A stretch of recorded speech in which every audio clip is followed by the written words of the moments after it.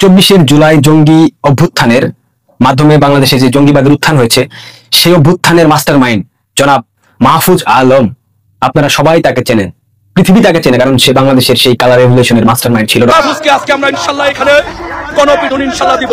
আমরা মাহফুজকে এই বিল্ডিং এর ভিতরে আপনারা দেখেন মাহফুজকে অবরুদ্ধ করে রেখেছি। অন্তর্বর্তী সরকারের উপদেষ্টা পরিষদে বড় ধরনের রদবদলের আভাস মিলেছে। দায়িত্বশীল সূত্র জানিয়েছে, ছাত্র প্রতিনিধি দুজন সহ কয়েকজন উপদেষ্টাকে বিদায় জানানো হতে পারে।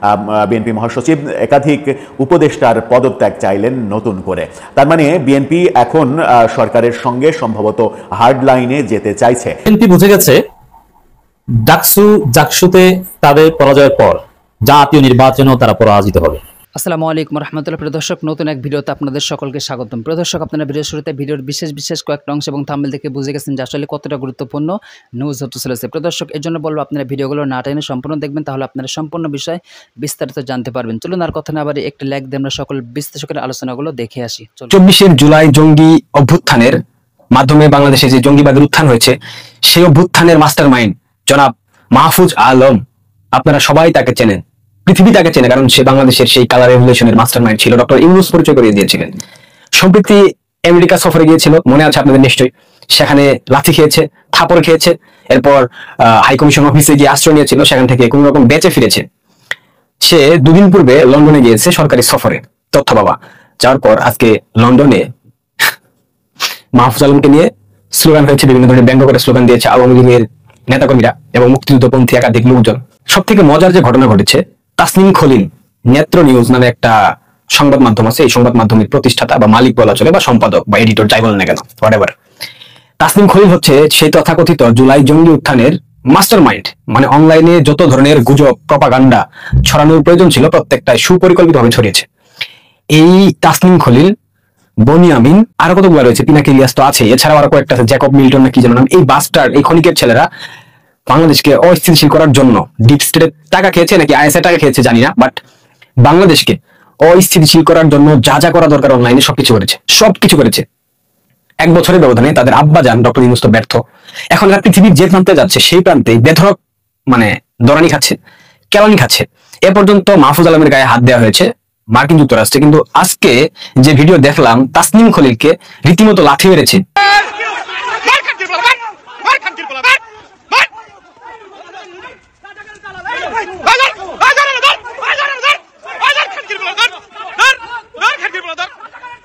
আওয়ামী লীগের অনলাইন অ্যাক্টিভিস্ট, সাবেক ছাত্রলীগ নেতা সুশান্ত দাশগুপ্ত, সুশান্ত দা ইজ অন ফায়ার, মানে যা নয় তা করে ফেলেছে, এবং বাংলাদেশের লন্ডন হাইকমিশনের গাড়িতে ডিম মেরে সেই গাড়ির 12টা বাজায় দিচ্ছে। এইভাবে কেউ লাথি খায় ক্ষমতায় থাকা অবস্থায়? এদের বাবা ইউনূস এখনো ক্ষমতা ছাড়লে এদের কি হবে জাস্ট চিন্তা করেন। এই নেত্র নিউজের তাসনিম খলিল আল জাজিরাতে যে একটা প্রতিবেদন হয়েছিল না, শেখ হাসিনা সরকারের নামে সেনাবাহিনীকে নিয়ে বিদ্রোহী একটা প্রতিবেদন বানিয়েছিল, একটা বিতর্কিত প্রতিবেদন বানিয়েছিল, মিথ্যাচারে ভরপুর ছিল সেটা কিন্তু এই তাসনিম খলিলের অবদান রয়েছে। জুলকারনাইন সায়ের, তাসনিম খলিল, এদের মতো অসংখ্য বাস্টার্ড দেশটাকে তাদের স্বার্থ উদ্ধারের কথা চিন্তা করে দেশটাকে ধ্বংস করে ফেলেছে। গুজব কিভাবে তারা ছড়িয়েছে দেশটাতে, সেটা আমরা গত জুলাই আগস্টের অভ্যুত্থানের সময় দেখেছি। আজকে যেই পেদানিটা তাসনিম খলিল টাকলার বাচ্চারা দিয়েছে, আমি খুশি হয়েছি ব্যাপক, কারণ এই বাচ্চাদের এইটা দরকার ছিল, দুঃখিত গালি দেওয়ার জন্য, কিন্তু এরা শুধুমাত্র নিজেদের স্বার্থের কথা ভেবে দেশটাকে ধ্বংস করে ফেলেছে। দেশের একটা পুরো প্রজন্মকে মিসগাইড করে তাদেরকে ধ্বংস করে দিয়েছে, তাদের ক্যারিয়ার ধ্বংস করে দিয়েছে, তাদের পড়াশোনা, তাদের সবকিছু থেকে তারা দূরে সরে ক্ষমতার লোভে তারা এখন রাস্তায় নেমে গেছে। তাসনিম খলিল আজকে লন্ডনে খেয়েছো, আগামীকাল সুইজারল্যান্ডে খাবা, দেন তুমি নেক্সট যে দেশে যাবা সেখানে তুমি মার খাবা। বিএনপি বুঝে গেছে ডাকসু জাকসুতে তাদের পরাজয়ের পর জাতীয় নির্বাচনেও তারা পরাজিত হবে। এজন্য পরাজয় মেনে নেওয়ার প্রস্তুতি তারা শুরু করেছে। মেনে নেওয়া তাদের আসলে একটা মজার বিষয়। দেখেন, বিএনপি এমন একটা ধ্বংসা দলে পরিণত হয়েছে, তাদের নির্বাচন বর্জন, বয়কট, ফলাফল মানা না মানার 4 আনার দাম নাই। ক্লিয়ার? যেমন ডাকসু নির্বাচনে ফলাফল প্রত্যাখ্যান করছি বলেছিল ভিভি ক্যান্ডিডেট, কোনো লাভ হয়েছে? একটু প্রভাব পড়েছে? ওরা ফলাফল প্রত্যাখ্যান করতে হবে কি না করলে কি? তুমি কে? কোন চাটের বাল তুমি? তোমার প্রত্যাখ্যানে কিছু আসে যায় না, তুমি ঘুমাও। এই হচ্ছে বিএনপি। এরপরে জাকসুতে নির্বাচন বর্জন করে, আরে বাবা তুমি কে? তুমি বর্জন করলেও বাকি না করলে তোমার কথা কি চলে? তোমার বর্জনে কোনো গুরুত্ব আছে, ভ্যালু আছে? আচ্ছা, কোনো ভ্যালু হয়েছে দেখেন তো? জাহাঙ্গীরনগর বিশ্ববিদ্যালয়ের নির্বাচন ঠেকেছে না? এই যারা নির্বাচিত হচ্ছে তাদের শপথ ঠেকবে না? কি হবে বলেন তো? কোনো ভোটার ভোট দেওয়া থেকে বিরত থেকেছে না? আপনার দেখছি উল্টা চিত্র, ছাত্রদল নির্বাচন বর্জনের ঘোষণা দিয়েছে, ভোটার বেড়ে গেছে। আমি জানি না যে কিভাবে এটা হলো, এটা কি শিবিরের চপেটাঘাত না ন্যাচারালি এটা হয়েছে। ছাত্রদল নির্বাচন বর্জন করেছে 4টার একটু আগে, অথচ রাত পর্যন্ত ছাত্ররা লাইন দিয়ে ভোট দিয়েছে, রাত পর্যন্ত। কারণ ভোট গ্রহণের সময় 5টা পর্যন্ত, নিয়ম হচ্ছে 5টার আগে যারা লাইনে দাঁড়াবে তারা ভোট দিতে পারবে, তাদের 8টা বাজবে। রাত 7:30 পৌনে 1টার দিকে ভোট হয়েছে, এত উপচে পড়া ভিড়। সকালে বৃষ্টি বা আবহাওয়ার কারণে বা জাহাঙ্গীরনগর বিশ্ববিদ্যালয় ছেলে একটু ঘুমায় বেশি, নিরিবিলি পরিবেশ। বর্জনের পর ওরা দেখিয়ে দিয়েছে তোমাদের বর্জনের দাম নাই। তো এই জন্য এই বিএনপি পরাজিত হলে তো একটা এক্সকিউজ দিতে হবে, বলবে ফলাফল মানি না, বর্জন, কারচুপি হয়েছে। আবার বলবে ওরা পরে জামাত জিতেছে, কি বলবে? দেখেন না, অলরেডি বলছে যে ছাত্রলীগের ভোটে জিতেছে, এরকম নানান কথাবার্তা। আবার একটু সান্ত্বনা নিচ্ছে নিজেরা নিজেরা যে ডাকসু জাকসু এটা মানে কি বাংলাদেশ? জাতীয় নির্বাচনের সাথে সম্পর্ক নেই। আর ভাই জাতীয় নির্বাচন এরকমই হবে, আপনাদের এর চাইতে বেশি ভরাডুবি হবে। কারণ কি, ওই ইতিহাস বলে ডাকসু জাকসুর লাইনই হাঁটে বাংলাদেশ, বেশি করে ডাকসুর লাইনে হাঁটে বাংলাদেশ। এবং সারা বাংলাদেশে পারসেপশন তৈরি হয়েছে বিএনপির দিন শেষ, জামাত শিবিরের বাংলাদেশ। যে তরুণ প্রজন্ম নব্য ভারতের দালালদের গ্রহণ করে না, আওয়ামী লীগের বস্তা পচা ন্যারেটিভ যারা গ্রহণ করে তাদেরকে এই দেশের জনগণ গ্রহণ করে না। বাংলাদেশের টেকনাফ থেকে তেতুলিয়া, রূপসা থেকে পাতুরিয়া, প্রত্যেকটা ইঞ্চিতে ইঞ্চিতে এই দাওয়াত, এই মেসেজ পৌঁছে গেছে বিএনপির দিন শেষ। অতএব জাতীয় নির্বাচনের প্রভাব পড়বে। আপনারা দেখেছেন প্রভাব পড়বে যে তার আসল আলামত বাংলাদেশের সচেতন প্রায় 95% মানুষ গভীর রাত পর্যন্ত ডাকসু ফলাফল জানার জন্য জেগেছিল। বাংলাদেশের ইতিহাসে 2001 সালে নির্বাচনের আগে এত আগ্রহ কোন ফলাফল জানার জন্য কখনো হয়নি। 1 সালের পর 8 সালেও এটা হয়নি, শুধু 1 সালে নির্বাচন এটা হয়েছিল, টান টান উত্তেজনা। তো এই জায়গায় এই ডাকসু জাকসুর প্রভাব আরো ভয়ানক ভাবে জাতীয় নির্বাচনে পড়ে। বরং ডাকসু জাকসুতে একটা ঘটনা ঘটছে, দেখবেন যে দিন যত সামনে যাবে ছাত্রদলের পরাজয় আরো বাড়বে। যেমন ডাকসুর চাইতে জাকসুতে পরাজয়টা আরো ভয়ানক, এরপর রাকসুতে পরাজয়টা হবে আরো ভয়ানক। কেন জানেন? যেমন ঢাকা বিশ্ববিদ্যালয়ে ডাকসুতে কিন্তু ছাত্রদলের অতগুলো ভোট ছিল না। সাপোজ 4,500 ভোট পেয়েছে ভিপি ক্যান্ডিডেট, এত ভোট কিন্তু নাই, ওদের ভোট হচ্ছে 1000। তাহলে আরো 3000 ভোট কিভাবে পেলো? এটা একটা মজার ব্যাখ্যা। ওদের ভোট বলতে ওদের সাংগঠনিক ভোট, আর কাউকে ইমপ্রেস করার সক্ষমতা ওরা রাখে না। কারণ এই আবিদ যে ছেলেটা একটা 3rd ক্লাস, অনেকে মজা করে হিজড়া টাইপের ছেলে এইভাবে বলতো, মানে এদের এইসব অপদার্থ বা অযোগ্য ছেলেদের মাধ্যমে কাউকে ইমপ্রেস করার সম্ভব। হামিম ছেলেটা স্মার্ট এবং হামিম ছেলেটা রাজনীতি আছে, ও ভবিষ্যতে ভালো করবে, ও এমপি হবে এবং ডাকসুতেও যদি ছাত্রত্ব থাকে, যদি নির্বাচন হয়, নিশ্চিত হামিম ছেলেটা ভালো করবে, কোনো সন্দেহ নেই। ওর জন্য শুভকামনা। ওর রক্তে রাজনীতি আছে হামিমের, ওর চাচা রাজনীতিবিদ, ও রাজনীতি বুঝে। এই জন্য দেখেছেন সেই মোনামি ম্যাডামের কাছে যে ও মাপ চেয়েছে এবং পরাজয় মেনে নিয়েছে, বুঝতে পারছেন?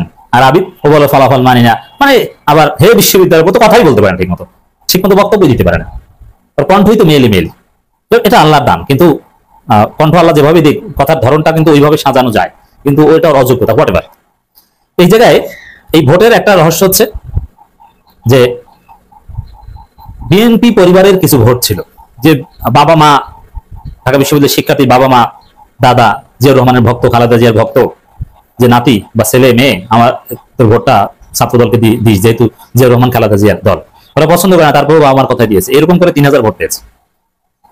ওই যে ওই বাবা মা আর বলবে না, কারণ ওরা দেখছে যে লাভ নাই, দিন শেষ। এখন রাকসু চকসু বা বিভিন্ন জায়গায় যাবে, বলে যে বাবা যেটা ভালো হয় তোমরাই তো বেশি বুঝো, আমাদের ওই বুঝের দাম নাই, বরং আমরা কাদেরকে ভোট দিব ওইটা তোমরা আরো বলে দিবা। যার ফলে দেখবেন যে এই ডাকসু জাকসু রাকসু চকসু বা আরো যেগুলো হবে, এইগুলোতে ছাত্রদল যতটা না ভালো করছে, জাতীয় নির্বাচনে বিএনপি তার চাইতেও খারাপ করবে। কারণ ভোট যারা দিত এরাও দিবে না, বসবে তো দিন শেষ ভাই, ভোট দিবে, ভোট নষ্ট হবে।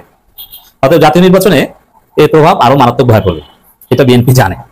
এখন পরাজয় কারচুপির চেষ্টা তো করবে, কিন্তু পারবে না, জানে যে কারচুপির চেষ্টা করে আমরা পারবো না। যেমন জাকসুতে সব নিজেদের মতো সাজানোর পরও পারে নাই কারচুপি করতে, চেষ্টা করতে গিয়ে ধরা পড়ে এবং বেঁধে রাখে। ছাত্রদলের কেন্দ্র নেতাকে দড়ি দিয়ে বেঁধে রাখা হয়েছে। এই যে বিষয়টা, এই দড়ি দিয়ে বেঁধে রাখার বিষয়, হ্যাঁ, চুরি করতে গেলে তো সব ধরা পড়বে।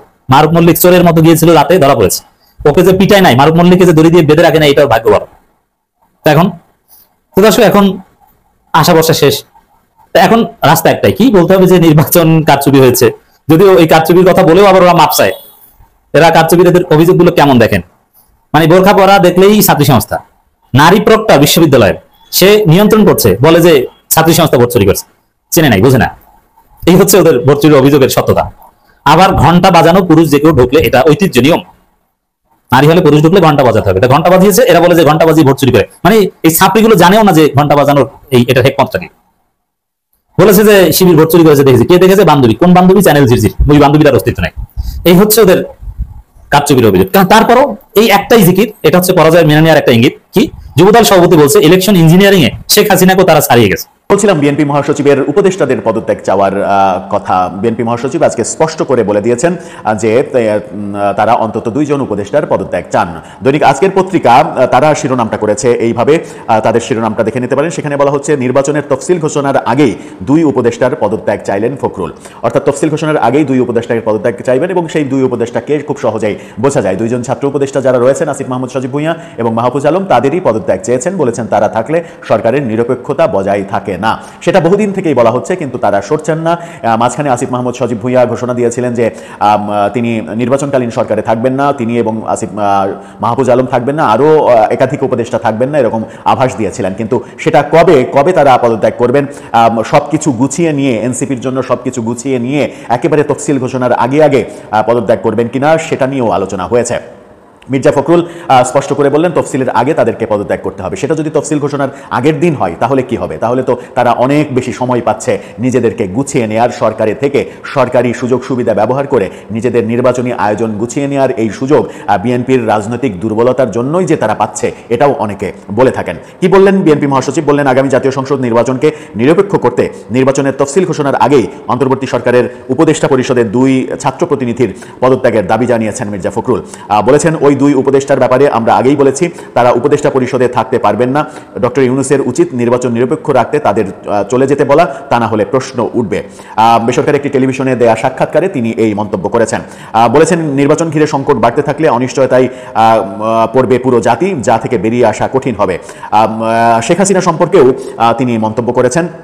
শেখ হাসিনা ভারতে পালিয়ে গিয়ে সেখান থেকে নির্বাচন বানচালের চেষ্টা করছেন, এরকম অভিযোগ করেছেন। বলেছেন জন্মের পর থেকেই নাকি আওয়ামী লীগ সন্ত্রাসী কর্মকাণ্ড চালিয়ে যাচ্ছে। মির্জা ফখরুল এটা নতুন তত্ত্ব আবিষ্কার করলেন বোধহয়, যে আওয়ামী লীগ জন্মের পর থেকেই সন্ত্রাসী কর্মকাণ্ড চালিয়ে যাচ্ছে। রাজনৈতিক দলগুলোর এই লাগাম ছাড়া, লাগামহীন কথাবার্তা, বিশেষ করে বিএনপির যে রাজনৈতিক অবস্থান, ডাকসু নির্বাচনে ভরাডুবির পরেও বিএনপি যদি প্রকৃত রাজনীতি কি, প্রকৃত রাজনৈতিক পথটা কি, প্রকৃত রাজনৈতিক ওয়েটা কি, প্রকৃত রাজনৈতিক কথাবার্তা কি, এগুলো যদি এখনো অনুধাবন করতে না পারে, তারা যদি মানে মূল ফোকাস, মানে মূল যেখানে ফোকাস দেওয়ার কথা সেই জায়গায় ফোকাস না দিয়ে ভিন্ন জায়গায় তারা তাদের সময় নষ্ট করে, মেধা নষ্ট করে, পরিশ্রম বিনিয়োগ করে, তাহলে বোধহয় বিএনপির জন্য সামনে আরও বেশি বিপদ অপেক্ষা করতেও পারে। এরকমটাও কিন্তু অনেকে বলেন। আমরা ভেবেছিলাম যে ডাকসু নির্বাচনে ভরাডুবির পরে তাদের রাজনীতিতে একটা বড় পরিবর্তন হবে। এই যে মন্তব্যটা করলেন যে জন্মের পর থেকে আওয়ামী লীগ সন্ত্রাসী কার্যক্রম করে আসছে, ইতিহাস ঘেটে তিনি কি দেখাতে পারবেন যে আওয়ামী লীগ জন্মের পর থেকে এই 74 বছরের 76 বছরের দল, এই দলটি জন্মের পর থেকেই সন্ত্রাসী কর্মকাণ্ড চলে আসছে? মানে শেখ হাসিনার উপরে রাগটা, শেখ হাসিনার উপরে ক্ষোভ, শেখ হাসিনার ভুল, শেখ হাসিনার অপরাধ, এটাকে কিভাবে মানে একেবারে ব্রডার ওয়েতে নিয়ে যাওয়া যায়, সেই চেষ্টাটা মানে সেই চেষ্টাটা এক ধরনের অহেতুক চেষ্টা হবে। কারণ তাহলে শেখ হাসিনার বিচারটাও আপনি করতে পারবেন না। আপনি যদি ফোকাসটা শেখ হাসিনা থেকে অন্যদিকে বিস্তৃত করেন তাহলে ফোকাসটা নষ্ট হয়ে যাবে। শেখ হাসিনার বিচার প্রক্রিয়াতেও আপনারা নিশ্চিত করেই ব্যর্থ হবেন। এই বোধগম্যতা যদি না আসে তাহলে আমার মনে হয় যে মুশকিলই। তাছাড়া আর কি বললেন তিনি? তাছাড়া আরও বললেন যে মানে তার পক্ষে, শেখ হাসিনার পক্ষে নির্বাচন বানচালের চেষ্টা অস্বাভাবিক কিছু নয়। হ্যাঁ, ঠিক আছে, শেখ হাসিনা এটা করতেই পারে। শেখ হাসিনা তার রাজনীতির কারণে যে কোনো কিছুই করতে পারে, কারণ বাংলাদেশে রাজনৈতিক দলগুলো নিজেদের রাজনৈতিক স্বার্থে অনেক কিছুই যে করতে পারে সেগুলো তো আমরা জানি, সেগুলো তো আমরা দেখি। তো সেটা মানে শেখ হাসিনা সম্পর্কে আপনি সমালোচনা করেন, কিন্তু আপনি যখন বলেন যে আওয়ামী লীগ জন্মের পর থেকে সন্ত্রাসী কর্মকাণ্ড করে আসছে, এটা কতটা শোভন কথা কিংবা রাজনৈতিক শিষ্টাচারের কথা, সেটা একটা মানে আমার মনে হয় যে ভেবে দেখা উচিত। শেখ হাসিনা ভারতে বসে যেসব কথাবার্তা বলছেন এগুলো আওয়ামী লীগের জন্য চরম ক্ষতিকর হচ্ছে, এরকম পরামর্শ দিতেই পারেন, খুবই ভালো কথা। আওয়ামী লীগের ওয়েল উইশার হিসেবে আপনি পরামর্শ দিচ্ছেন। তিনি বলছেন যদি ক্ষমা চেয়ে বরং বলতেন আমরা ভুল করেছি এবং কিছু ভালো লোকজনকে সামনে এগিয়ে দিয়ে রাজনীতি করার চেষ্টা করতেন তাহলে ভালো হতো। খুবই ভালো পরামর্শ। এই রাজনৈতিক শিষ্টাচারটার দরকার, যে একজন আরেকজনকে পরামর্শ দেবে, সমালোচনা করবে, দুটোই করবে। এই যে পরামর্শ দিচ্ছেন, পরামর্শটা আওয়ামী লীগ যদি মনে করে তাদের জন্য গ্রহণযোগ্য তারা নেবে, যদি মনে করে যে গ্রহণযোগ্য না তাহলে নেবে না। যদি না নেওয়ার ফলে তারা আরও বেশি বিপদগ্রস্ত হবে, সেটা তাদের ব্যাপার। নির্বাচন আয়োজন নিয়ে প্রধান উপদেষ্টা ডক্টর ইউনূস সরকারের ওপরই বিএনপি আস্থা রাখতে চায় বলেও তিনি জানিয়েছেন। আস্থা আপনারা রাখতে থাকেন, কোনো সমস্যা নেই। আস্থা রাখতে রাখতেই এই আস্থার রাজনীতি করতে করতেই মানে বেলা অনেক বয়ে যাবে। ডাকসু নির্বাচনে ভরাডুবির কারণটা এখন পর্যন্ত আপনারা অনুসন্ধান করতে পারলেন না। আপনাদের অনেক নেতা অনেক ধরনের কথা বলছেন, বিভিন্ন জন বিভিন্ন তরিকা সামনে নিয়ে আসছেন। এই যে মানে এখনো বোঝার ক্ষেত্রে মানে একমত হতে পারেননি, আপনারা সম্মিলিতভাবে ডাকসু নির্বাচনে ভরাডুবির ব্যাপারটা বুঝতে পারেননি। গত 1 বছর বা গত 13 মাসে আপনাদের রাজনৈতিক ধারা ভুল ছিল নাকি ঠিক ছিল সেটা মানে এখন যাচাই করার সময় এসে গেছে। তবুও যদি আপনারা সেই ভুল কিংবা ঠিক যাচাই করতে না পারেন সঠিকভাবে, তাহলে এই ডাকসু নির্বাচনের প্রভাব যে জাতীয় নির্বাচনেও পড়তে পারে সেই আশঙ্কা তো অনেকেই করছেন। সেই আশঙ্কা কি আপনারা করছেন না, সেটা একটা বড় প্রশ্ন। তবে মির্জা ফখরুল মূল যে কথাটা বলেছেন যে ছাত্র উপদেষ্টাদের পদত্যাগ, সেটাও বোধহয় এতদিন পর্যন্ত হচ্ছে না বিএনপির এক ধরনের নতজানু রাজনীতির কারণে।